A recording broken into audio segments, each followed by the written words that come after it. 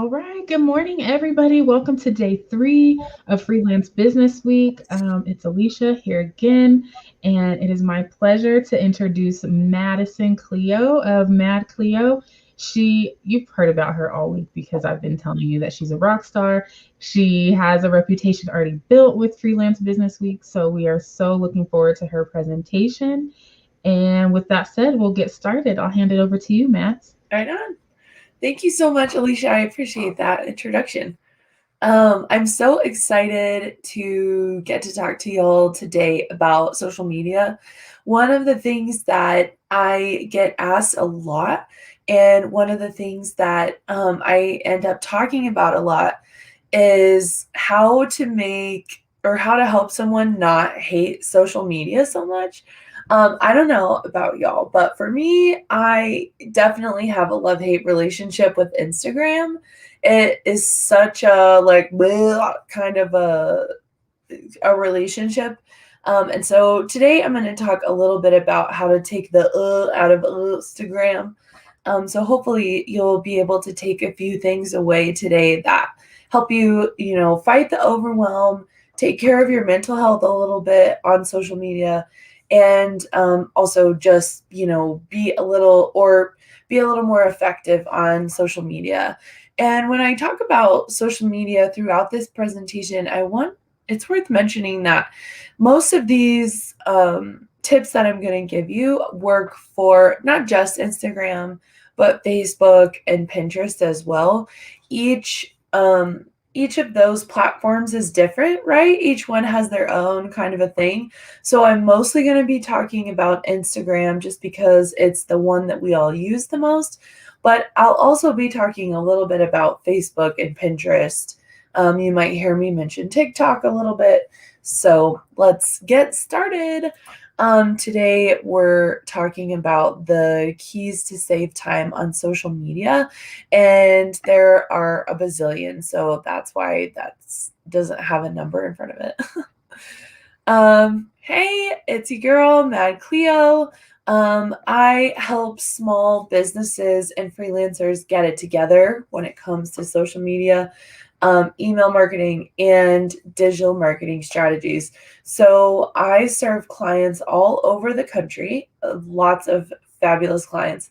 And the thing that we always start out with is a bigger strategy. So you can't have good social media without having great email marketing and a great website and some sort of larger content offering, right? Some kind of value offering to your audience and to your clients. Whether you're a service-based business or you're selling products, I think that social media is sort of the bottom of the funnel. We'll get into that in a minute. But that's what I do. I'm stationed here in Denver, coming at you live from Denver, Colorado. It's freezing here, even though it's April 21st. What the hell? I mean, Colorado weather is ridiculous. So this is me. I help people basically look cool on the internet, and I am hoping to help you do the same a little bit today. So moving on to our next slide, I want to just give a quick welcome and let you know what we're going to be working on today. Today we are going to talk about how to help us avoid burnout. Some of these tips are going to save you time, and by saving time, it's going to help you feel less burnt out when you're talking about your social media and your digital marketing. The 4 tools we're going to be talking about are making a plan, batching your content, breaking up some of that content to use on social media, and taking a break. One of the tools that I want everyone to walk away with, to put in your pocket, to save for later, is taking a break. It's the most important thing you can do when it comes to social media marketing, not only for yourself and for your own mental health and for your own business, but also for your customers and clients. If you're posting on social media a bazillion times a day, it may be helping your social media, it may be helping you create sales or create buzz around your products, but taking a break will also help sort of boost that power. It'll signal to the algorithm that you're paying attention, that you're not a spammer. And I'll talk more about that later. But number one takeaway today that I hope you walk away with is taking a break. So moving right along, our first tool is to make a plan. First key for saving time on social media is to make a plan. When you have a plan, it's easier to create social media and to execute your social media and to like have fun. What if you could have fun with your social media? Wouldn't that be crazy? One of the things I like to tell people is to create a content calendar. Get a big old calendar from Amazon or Office Depot and lay out all of the launches you plan on having, whether you're launching a service or a product. I think laying that stuff out on a big calendar and being able to see it, you'll stay on task better. You won't put it off forever. Having it sort of laid out visually in front of you is going to be super helpful for creating a plan. Another reason that a plan sort of helps with your social media specifically is that if you know what you need to post, you can just do that. If you get to a point where you haven't planned anything to post today, you're kind of freaking out. I like to call it panic posting. You are like, what can I post? What's on my desk? What can I do in the car? Can I take a picture out the window? Can I take a picture of my breakfast? What can I post today that's going to be interesting? Because I know that I need to post on Instagram no matter what. Well, first of all, you don't need to post on Instagram no matter what. And we'll talk about that a little bit more in a second. But the second thing is when you have a plan already laid out for yourself, panic posting just doesn't exist. If it's a Wednesday and you've got your plan laid out already, you did some legwork earlier in the month to create this fabulous plan, and you know you need to post today, and you have that panic moment of what am I going to post? What's going to resonate with my audience? You just look at your calendar and maybe you've written down dig deep into service or dig deep into product, meaning take it a step further. Talk about this service or product and why you offer it and all the amazing things that it does for your clients and customers. Now you know what to post. Because you've laid out that plan ahead of time, you're not panic posting. You're not like, oh no, what am I going to post? I have to pull something out of thin air. When you have a plan, it's way easier to execute social media. You'll save yourself some time and you'll save yourself some like mental anguish by having things laid out ahead of time. So I like to try to plan social media about 30 days in advance. If I can make the plan and then create all the content and get it scheduled a month ahead of time, I know that I've done a good job and I'm looking really good. But at the very least, I plan out what I'm going to post and when I'm going to post it throughout the month, so that I'm never in this panic posting mode. And I like to do that for myself as well as for my clients, because the other thing is when you plan ahead, you sit down, you do the research, you know that you need to talk about these different things this month to lead up to a launch or to sell, your goal number of products, etc. That research is so important to figure out what your message is and what's going to resonate, what's working, what's not, et cetera, et cetera, et cetera. And so when you're just posting on the fly and panic posting, you're not thinking about any of that. You're just trying to post something to get it on Instagram. But when you have a plan, it's more thoughtful. It educates your audience better, and in turn, you create more sales. So first key to save time on social media is to make a plan. When it's the 21st of the month and you have no idea what to post, you made your plan on like the first or the second of the month, you're going to be so glad. You're going to thank yourself so much. And it's just going to be a snap to try to post whatever you're supposed to post today when you already have a plan. So this is a continuation of this key. Make an effing plan. That's, the most important thing you can do. It's important to your strategy, but it's also going to save you a ton of time. Your old self is going to save your future self a ton of time when you make a plan. Excuse me one second. Social is at the bottom of the content funnel. So if we're creating content for our audience, social is going to be at the bottom. It is the least important part of your content funnel. The most important part is your website and your larger piece of content like your blog, free resource downloads, and maybe you're doing YouTube series, those meatier pieces of content that your audience gains tons of value from, helps you build trust with your audience, with your people, with your friends, with your customers. Those are the most important pieces. The second most important piece is your email. I know it feels weird, but people sell more things via email than they do anywhere else. It's just a fact, especially here in the next year or so. Once Apple, I'm sure you've heard Apple is changing up its privacy policy. Google's doing the same.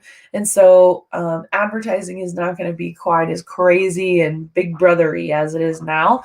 And so everyone needs to shift sort of back to a larger form of content way of thinking.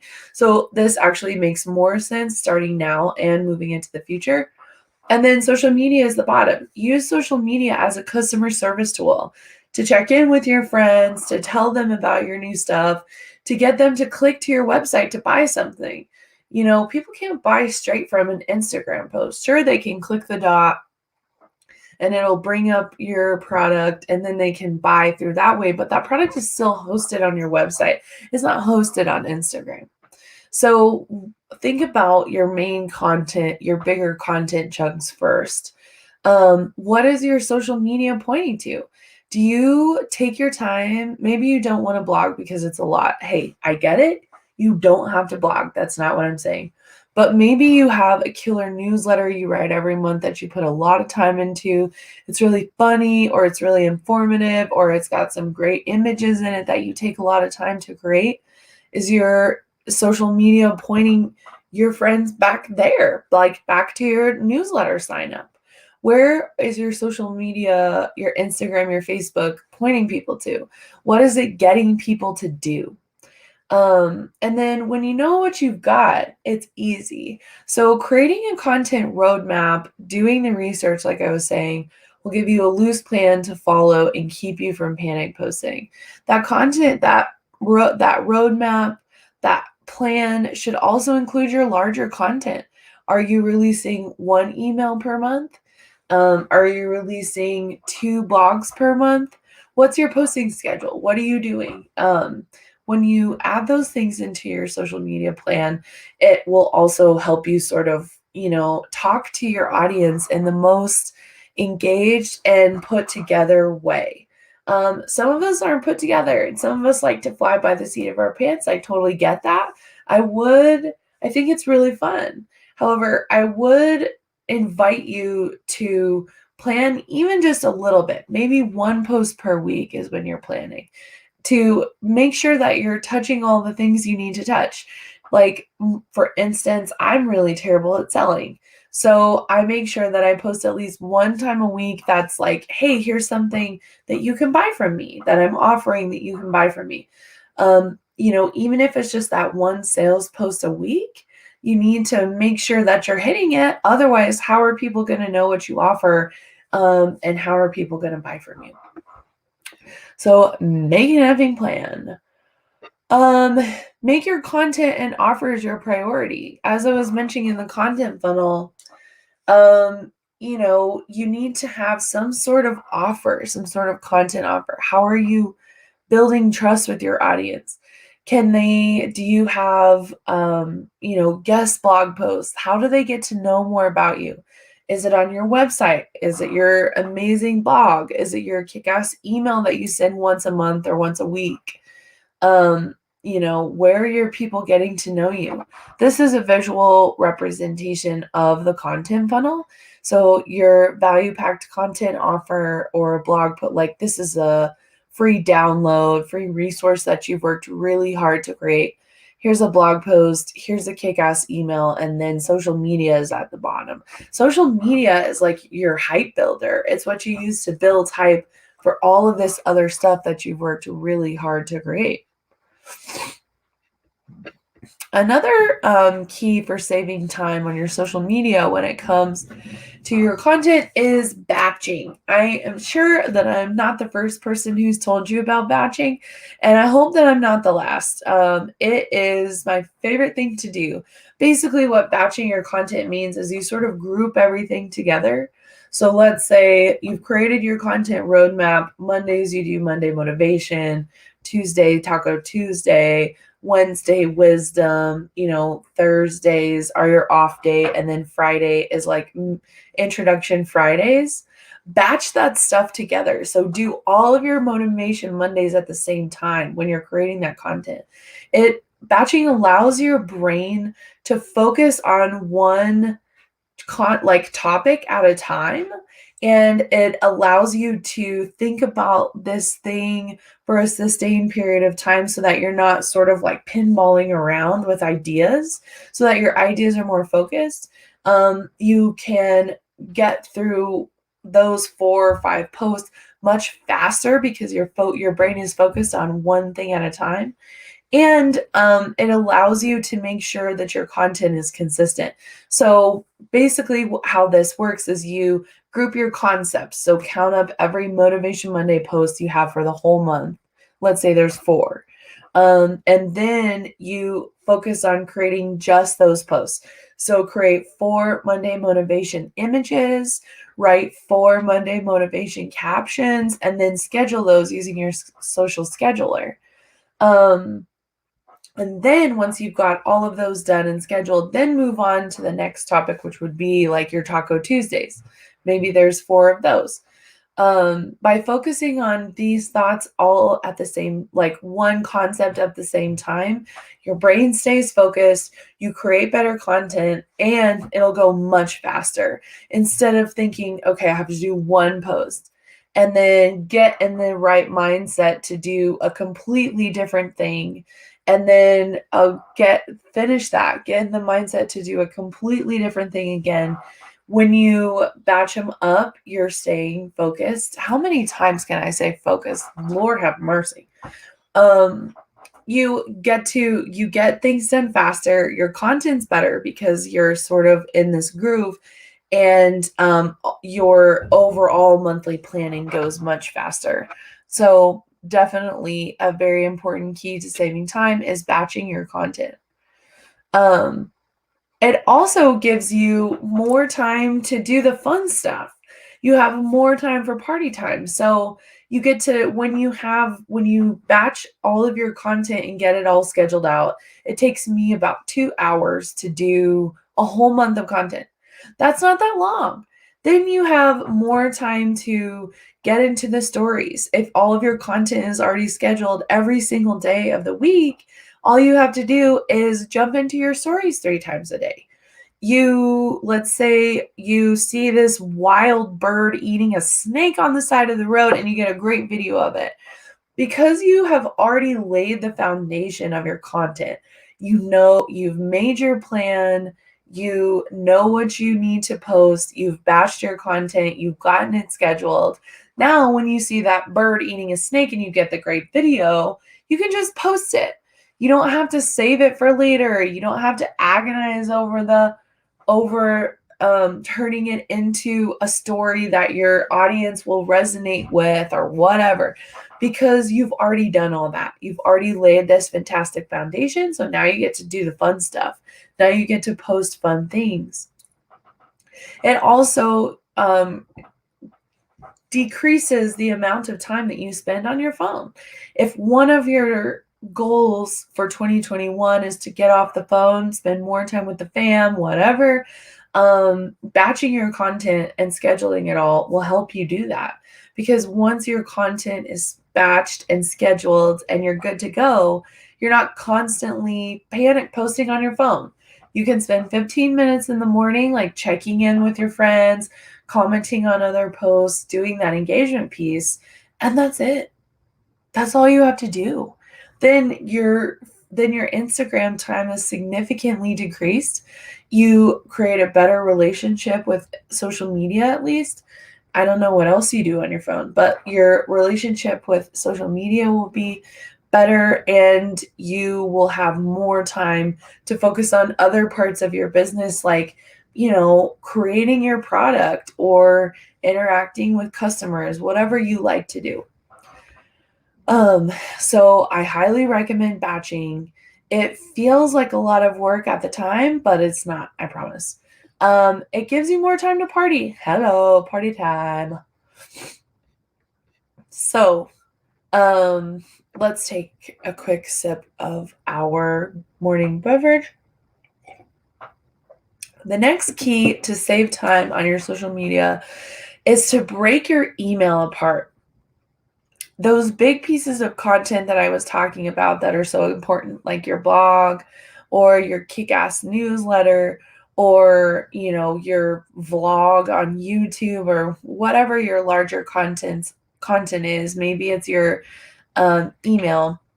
Break that stuff apart. If you're spending so much time creating this content and now you have to create a month's worth of social media posts and I've told you to batch it and you have to do all this crazy stuff and it's just so much writing you just want to crawl into the covers and never come out again.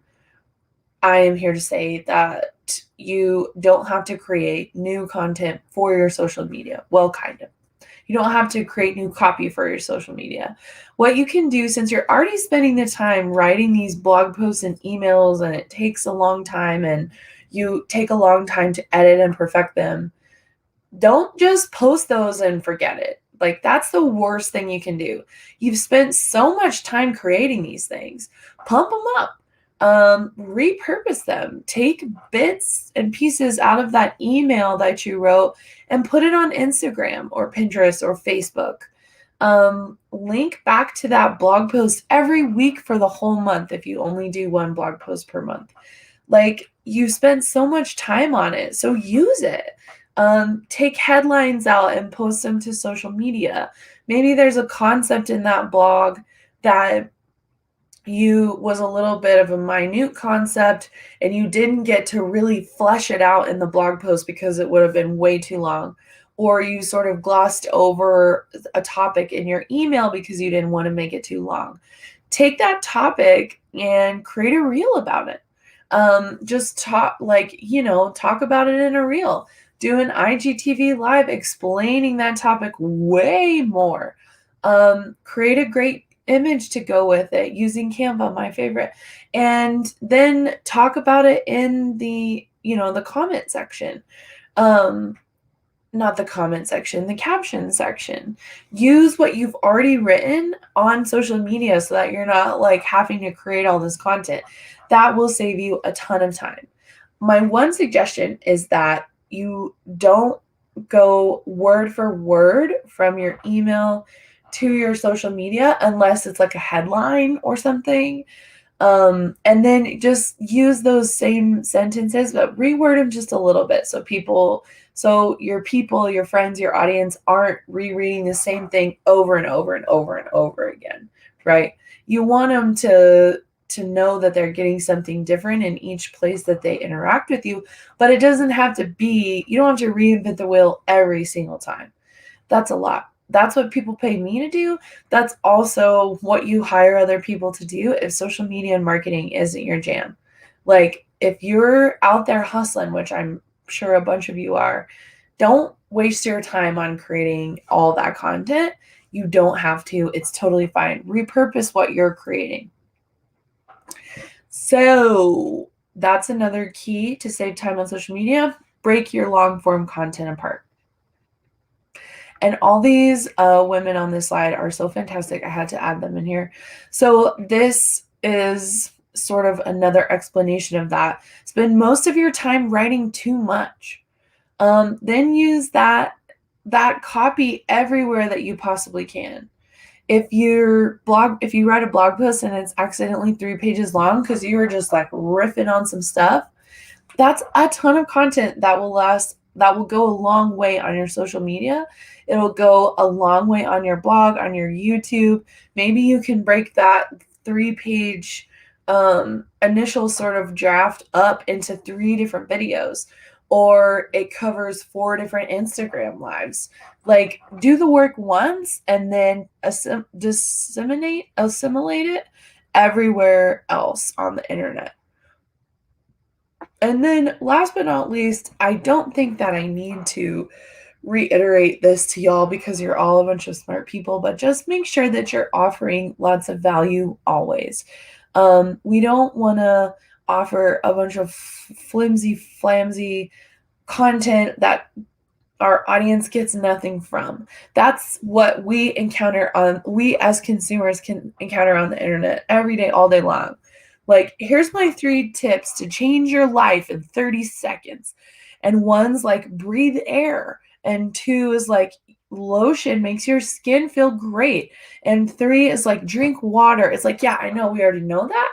I don't need you to entice me into this offer and then tell me these things. Like, make sure that you're offering tons of value to your audience and your friends all the time. You want them to purchase from you. You want that, like, you're in business, you have a business. So you can't have a business if you're not selling things, right? So yes, you are getting those people to try to buy things, but always add value. That's where these longer blog posts and different things come into play, your email, your YouTube channel, etc. You're providing tons of value. Then you're taking all that value, breaking it up onto social media. Just, it's not a side note. I don't want to harp on it too much because y'all are all very smart people who provide lots of value all the time. Okay, so next key to save time on social media, you do not have to post every day. This is coming from me, an expert on social media and digital marketing. You really don't have to post every day. Breathe a sigh of relief. You just heard that from a professional, so you know that it's real. You don't have to do it. You don't have to post every day. Post 2 times a week, post 3 times a week. Do whatever you want, but you don't have to post every day. Take that pressure off yourself right now. Your audience and your friends are not going to freak out if you miss a day posting. Like, you are doing your best to build trust with them. You're building that trust. You're talking to them. You're providing lots of value with them. You're having fun in the DMs. You're whatever. If you don't post every day, they are going to be all the more excited to see you when you do post. You don't have to post every day. I recommend at least posting 3 times a week. If you can't make it that many times, do your very best, but 7 days a week is a lot. It's a lot to plan. It's a lot to create. It's a lot to post. It's a lot to keep up with. It's a ton to share to the stories. You don't have to post every day. So stop feeling like you should and stop beating yourself up when you don't. Also, it'll save you time. Talk about a time saver. If you don't have to post every day, you're saving a ton of time. So there's that. Another thing I want to talk about for a little bit here are stories, reels, and lives. Oh my, on Instagram. There's been a lot of word around the grapevine. I'm sure y'all have heard it about posting to reels and how important they are and how every single post you make should be a reel. The internet is subjective. It really is about what works for you and what your audience and your friends and your people want to see from you. Yes, reels are popping off right now. And yes, the algorithm is pushing them forward a little bit. But if you don't feel comfortable making reels or you feel like a total fool, don't do it. Like, don't force yourself to do something that you just really don't feel comfortable doing. Now, I will say there is a tiny caveat to that. It's 2 sides of the coin always, right? So, like, if reels aren't right for your business, don't do them. However, don't use that as an excuse not to do it if you're just scared. They're not very scary. I am new to Reels myself, or I was a few months ago. And the first couple times you do it, it's gonna be weird. It's very awkward. It takes a while to kind of figure out how it all works, right? But then you get the hang of it. And also, everyone knows that everybody's first few reels are a little bit awkward. It's like how everyone knows that we're all teenagers at some point. We go through an awkward phase and then we get through it and it's okay. Reels are the same way. It's like, every time you test out a new thing, it's going to be a little weird at first, and then you get the hang of it, and then you're an expert. So I would highly encourage you, if you haven't made a reel, to try it. If you don't want to post it live and just save it to your drafts, then do that. I don't think it's necessary. You don't have to do it, but I would highly recommend getting out of your comfort zone and at least trying it. Because getting out of our comfort zones helps us grow, and two, because the algorithm is like doing things for reels. So that's totally up to you. If you want to talk about it a little more, or you need some encouragement, or you don't even know where to start or what to do, slide into my DMs. I'm at Mad Cleo on Instagram, and I will help you get through that. I'll be happy to help you record your first reel and give you what you need to sort of like get it out there, get that puppy out there. So that's my spiel on reels. That rhymes. Stories. Lots of people think that they need to add a bazillion stories a day. That's not true. Your goal with your stories should always be to have some sort of story arc. So, I would recommend posting at least 3 at a time, first of all, so that when someone is watching stories and yours pops up, they have a few to look at. They're staying with you as they're clicking through for more than just, a second. The more stories you post, the more sort of time you get with those people, with your people. Also, it really helps if it has some sort of arc, like if you were going to share about your day, let's say, on your stories today. This morning, you could post about, getting started, making a list. Here's my list to do. Here's how I'm progressing throughout the day. Okay, now it's 5:00 and I'm drinking a pina colada and I put my feet up. Having sort of a story arc, like you would think, like writing a book or a children's story or something like that, will sort of help your audience stay engaged throughout the day, because they kind of want to see what's next. And so when you build that what's next thing, that's one way that you can really make stories work for you.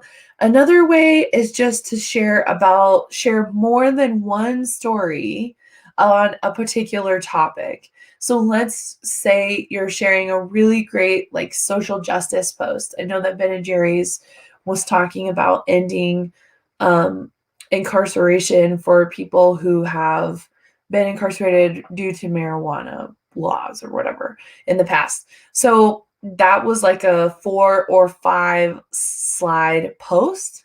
So if you want to share that post each slide, first of all, so you can make sure that people read each of those slides and get the point that you're agreeing with and sharing, because social justice is important and no one should be in jail for weed, but also because it keeps the person on your stories longer too. So if you yourself are posting a carousel post or more than one image on one Instagram post, make sure that you don't just share that one post to your stories, but share each of those images or slides or whatever you want to call it to your stories in succession, so that the people watching your stories get to see every slide and you didn't just create all those 10 images for no reason.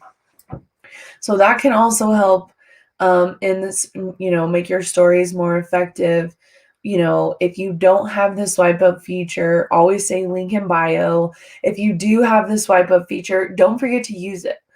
So many people who have who have hit the 10,000 mark and have the swipe up feature still say link in bio, because it's easy to forget that you have that feature because you're focused on the way it looks, adding the gifts, adding the text, making it look fantastic, and you forget about the swipe up feature. So just FYI, for those of you who do have the swipe up, don't forget it. Put it on the sticky note on your computer. Instagram lives, if you're afraid to go live on Instagram and you really have something to say or something to talk about, bring a friend. Bring a friend or a colleague, and so you can chat with each other and make it sort of like this awkward webinar situation, but better because you're there with a friend. Host a tiny presentation on Instagram, basically. There's a million ways you could do that. I highly recommend it if you haven't yet. Going live is really fun, and it's also a way to get people to your Instagram. The algorithm will sort of push your post a little more to people who haven't seen it if you're going live. And then the oh my part. Overwhelm happens a lot with social media. There's so many different things you can do, like stories, reels, and lives. There's Facebook, there's Pinterest, there's TikTok, which is blowing up right now. There's Clubhouse, which people are joining and having a really great time inside of. That might have been an awkward statement. Anyway, overwhelm with all of the content is very real. It's very overwhelming. You're absolutely right to be overwhelmed by all this stuff. So another reminder, if it feels like too much, dial it back. You don't have to post every day. Make it a goal to try one of these things this month or in the next 30 days. But don't try to say, I'm going to do a reel every day. I'm going to do a live once a week. I'm going to post 7 stories every day, because that's a lot. Build up to that, start small and then slowly, gradually build up to it. Just FYI, you don't have to do it all. Okay, next slide. One of my last keys to saving time on social media is measuring. You cannot have successful digital marketing without looking at the numbers. You can't do marketing well unless you know what's working. And in order to find out what's working, you have to test a bunch of different stuff, and then you have to measure it. Look at your analytics. Don't forget, for those of us who are a little more creatively inclined, looking at the numbers sucks because it's like spreadsheets and weird graphs and charts, and who gives a shit? Well, you should give a shit, because you can't know where you're going until you know where you've been. You think you know what your audience likes based on your day-to-day stuff, and then you find out that post you thought totally flopped actually did really well behind the scenes. It just took 24 hours for it to really do what it was meant to do. So Facebook, take a look at how many clicks you've gotten. How are people interacting with your content? On Instagram, you want to make sure that you're getting clicks and views and watches. One of the things that I will say is it doesn't matter how many followers you have, so stop paying attention to that right now. The only thing that followers matter for are the swipe up feature. Having a ton of followers does not guarantee that you're going to make a lot of money. Having 1 million followers and only 10 of them buy from you sucks, right? That's not the point. But if you have 100 followers and your content is fantastic and they're all engaged and 80 of them buy from you every time you post something, that's what you want. You want to have highly engaged, highly motivated people who love you and want to buy every single thing you put out there. So don't worry about how many people follow you. It doesn't matter. It's called a vanity metric for a reason. But measuring your numbers and taking a look at those analytics will save you time in the future, because maybe you spend less time on your social media planning because you get to rule out this really weird post that takes you forever to find an image or shoot an image or whatever. Once you've got what your audience loves dialed in, you don't have to waste time on all the other stuff. So definitely measure each month. It will help you save time, moving forward and in the future. Yeah, measurement's key. I also wanted to throw in my favorite tools in here. I get asked a lot about what my favorite tools are. This necessarily won't necessarily save you time on social media, but I wanted to put these in here because they'll help you, create your social media better and faster. For scheduling tools, I really love Later app, Planoly, and Fan Booster. I pick one and stick with it. Later does Facebook and Instagram. Planoly is great for Instagram. Fan Booster does it all. It's a little more expensive, but it's what I use for myself and all of my clients because it you can schedule everything in there. So I definitely would recommend that. Later has a great free option. A lot of my clients use that tool as well. For email, I recommend MailChimp, Flowdesk, or Klaviyo. Flowdesk, if you haven't used it yet, you've probably seen an ad for it. I started using Flowdesk earlier this year, and it's fantastic. My emails look so cool. It's so easy to edit. I get all the functionality that I want for really crazy, for like lots of emails. Oh, thank you. I appreciate that feedback. MailChimp, is the old trusty classic. Flowdesk is not that expensive. Klaviyo has a free version up to a certain point. If you're really trying to do some serious things with email, like follow up with people who have abandoned their cart, send them on a journey, Klaviyo is a great place to do that. For images and imagery and social media, I recommend Canva. In fact, I made this presentation with Canva, if you can believe that. It's the best. It's literally the best. If you don't have Photoshop or Photoshop takes you forever, like it does me, please use Canva. It's so much easier and simpler. They're adding new stuff to it every single day, so please use it. It's fantastic. If you're looking for images, stock footage, because you don't have an Instagram husband or Instagram wife or someone to take tons of photos of you, Pexels is my favorite stock photo place. You can use your business color like hex codes and search, and it'll bring up all images with your color, your business colors in them. Unsplash is also great, and StockSnap.io is also very great. It's like, people who take incredible photos just for fun, they put them on here for free. So the stock footage of women eating salads, it's like a thing of the past. Real cool stock footage exists, and all of these websites are free. If you can credit the artist with like a tag on Instagram or something, please do that. But those are my tools for that. Also, really quick, I just wanted to let you know that I am offering social media audits on madcleo.com. Please take a look there to figure out what I've got going on. I've got a bunch of stuff. I've got a membership on madcleo.com. I would love for you to follow me on Instagram and slide into my DMs and tell me what you thought about this talk. If you have any questions, Instagram is the best place to reach me. So please feel free to do that. Follow me now. And then in a couple months, when you finally build up the courage to do that reel, slide into my DMs and let me know. I would love to hear about it. So that's my presentation. I am going to look over. Alicia, should I stop sharing my screen?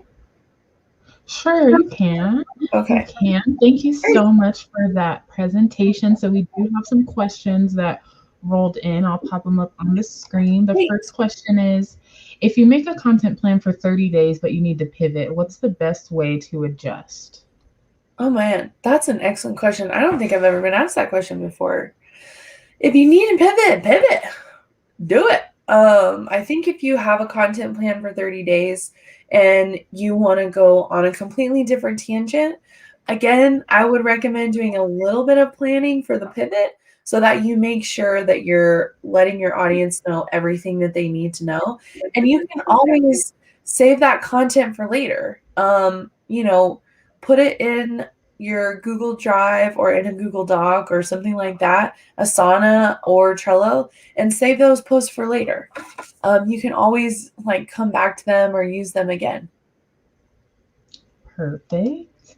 Next question. Should you build your content calendar based off of your newsletter? Okay, excellent question. Absolutely. If you are committing to a newsletter and that's sort of your value add and your content offering, and you send it the first week of every month, absolutely base the rest of your social media content off of that newsletter. That becomes like your monthly theme sort of. And so then planning your social for that will be a lot easier. I love calendars. I am such a calendar person.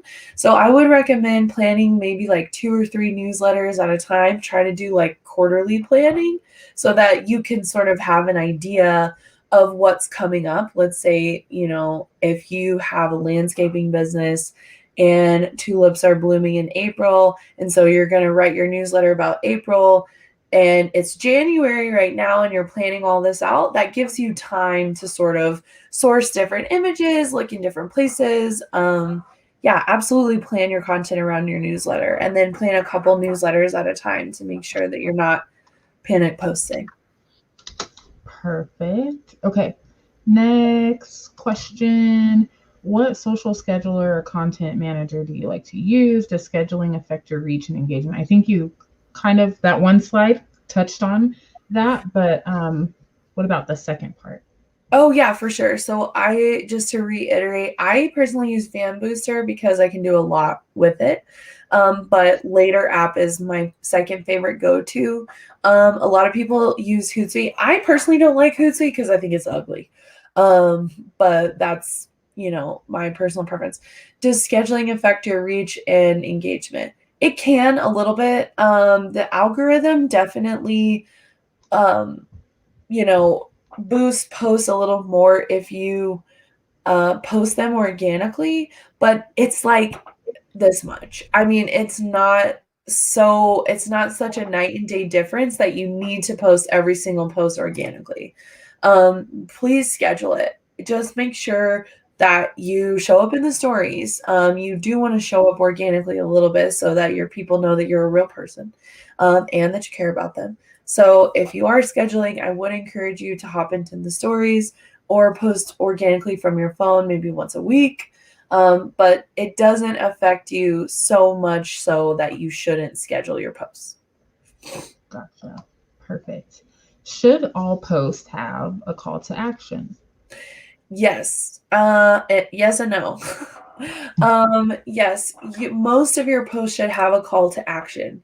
I have had great success with posts that are motivational quotes or something where you're sharing a personal story. Sometimes posts don't call for a call to action. If you're trying to be vulnerable with your audience or just share something that's helpful to them, the call to action is inside the post. Like if you're getting real about talking about your mental health and you say this has, meditating for 30 minutes once a day has really helped me get my shit together. There doesn't need to be a call to action there. You're providing value within the post. But for the most part, if you are just regular posting about products and services, yes, a call to action is really important. Perfect. Okay. How do you track your analytics? Are you a spreadsheet person? Is there a software? Excellent question. I hate spreadsheets. They are my worst enemy. I use a tool called Agency Analytics.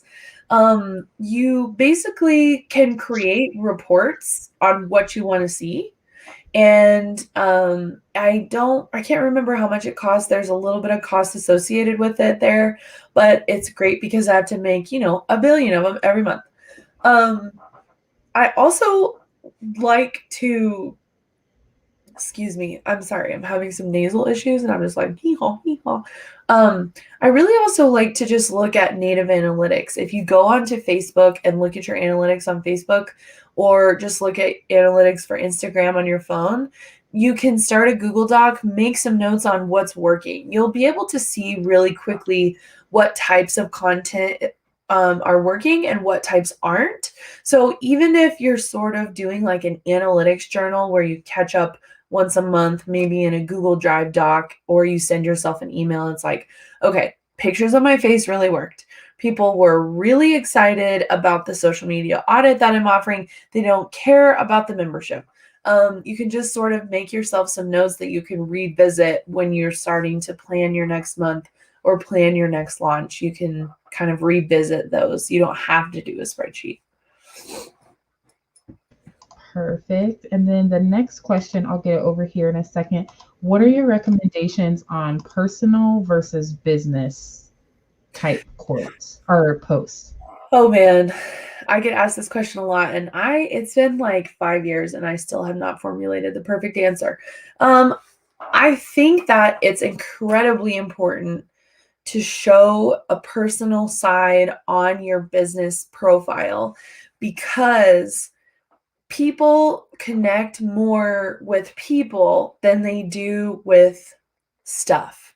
For instance, Microsoft, Windows, Microsoft, they have a bazillion followers, but you know who has a bazillion times 2 followers is Bill Gates. More people follow Bill Gates than they follow Windows or Microsoft. More people follow Tim Cook than they follow Apple. People engage more with other people. So I think that you should absolutely show your face in your brand. You should get in your reels and talk to people through reels. You should get in your stories and talk to people through stories so that there's a face and a person connected to the brand. They'll buy from a person faster than they'll buy from the brand.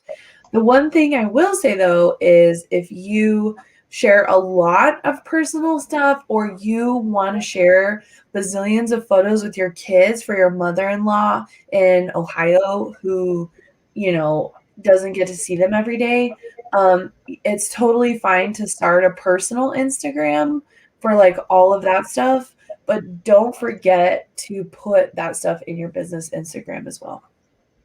Got it. And that was just the next question. Do you have to have business and personal?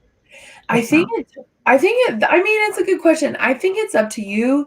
I personally have a personal account and a business account. I show myself on my business account a lot. I show up in the stories and I'm getting more into reels. I have a personal account because I love to cook and bake and I like to share that with my friends and family on stories.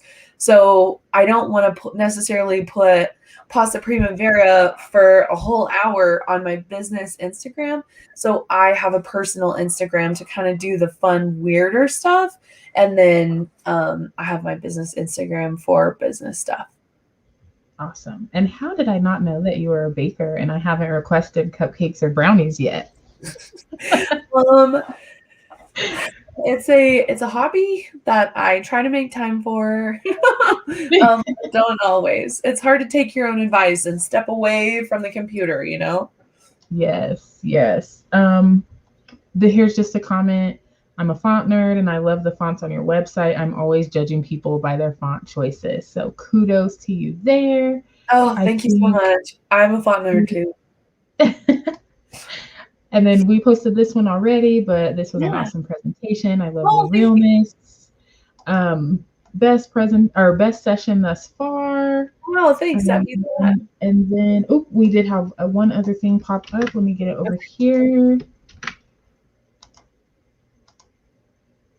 Let's see here. That cut off.